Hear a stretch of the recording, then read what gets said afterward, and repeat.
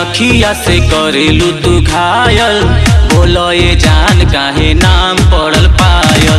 नया सालों में सबके कैले बारू कायल। बोलो ये जान काहे नाम पड़ल पायल। सबके दीवाना तू कैलू, सब कर खजाना तू भैलू। सबके दीवाना तू कैलू, सब कर खजाना तू भैलू। गोरी हो बजा के अपन पौआ के छागल। बोलो ये जान काहे नाम पड़ल पायल। कारी कारी अखिया से करेलू तू घायल।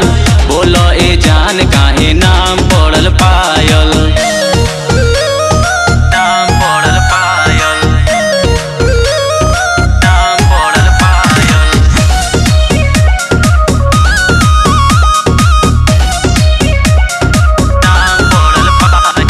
पापा के परी हो दिलवा के जरी। रूपवा तोहार गोरी चांद लेखा लागे।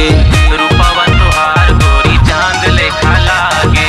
ओठवा के लाली तोहर कनावा के बाली। आँख मारेलू तो करे जवे में लागे।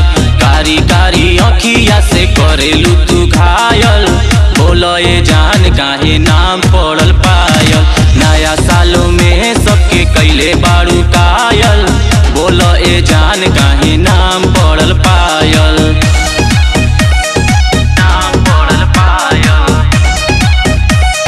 नाम पड़ल पायल।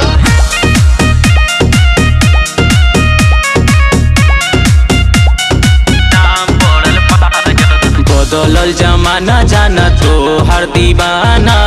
आगे पीछे तोहरा रहेले लागल।